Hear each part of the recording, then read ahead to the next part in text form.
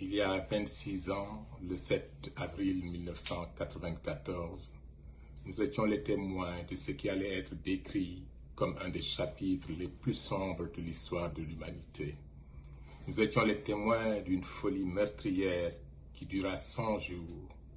Près d'1 million de personnes au Rwanda avaient été exterminées dans la tragédie la plus insensée.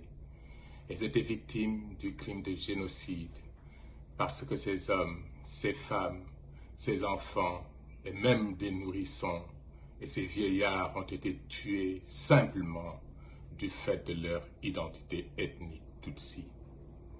Aujourd'hui, 26 ans après, nous nous inclinons devant leur mémoire. Nous célébrons leur vie. Aujourd'hui, nous nous souvenons de toutes les victimes du génocide contre les Tutsis au Rwanda et reconnaissons la douleur et le courage de ceux qui ont survécu. Nous avons aussi une pensée pieuse pour tous ces Hutus modérés, ces Twa et autres qui ont été systématiquement tués pour s'être opposés au génocide contre les Tutsis. Jamais nous n'oublierons le génocide contre les Tutsis au Rwanda. Rappelons-nous toujours que le génocide est le plus grave des crimes et que nous avons un devoir collectif et individuel de le prévenir. C'est le meilleur moyen d'honorer la mémoire des victimes en faisant en sorte que plus jamais rien de tel ne puisse survenir. Comme je le rappelle souvent, l'Holocauste n'a pas commencé avec les chambres à gaz, tout comme le génocide des Tutsis n'a pas commencé avec les machettes. Le procédé des médias devant le tribunal d'Arusha a prouvé qu'avant le 7 avril, le discours de haine avait commencé à se répandre, tant à travers les ondes de la tristement célèbre Radio des Mille Collines, que par des écrits publiés dans le journal Kangura. N'oublions jamais les leçons de l'histoire. Restons vigilants. Alors que nous commémorons le génocide des Tutsis, notre monde est témoin de discours négationnistes.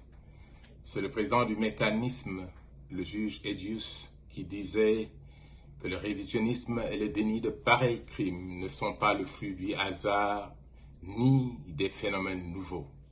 Il s'agit de phénomènes bien connus qui existent depuis toujours, qui représentent une menace à la fois pour le Rwanda et l'ex-Yougoslavie, tout comme cela a été le cas pour d'autres endroits et d'autres peuples tout au long de l'histoire. Et d'ajouter, le génocide visant les Tutsis est simplement indéniable.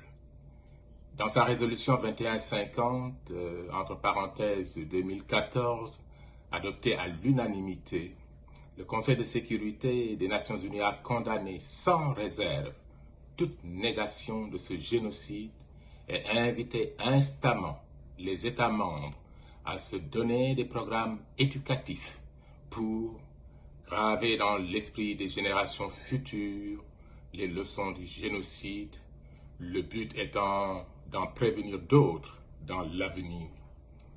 Il est important, en raison du devoir de mémoire, de se focaliser sur le présent en se tournant résolument vers l'avenir, afin de permettre aux générations futures de rester mobilisés contre l'idéologie du génocide. Je saisis l'occasion de cette 26e commémoration du génocide des Tutsis pour rendre un hommage particulier au peuple et au gouvernement rwandais qui ont travaillé avec courage et dignité à la reconstruction du pays. Le Rwanda a développé un modèle exemplaire de gestion de la diversité qui forge une identité nationale qui transcende les différences et qui force également l'admiration. Je vous remercie.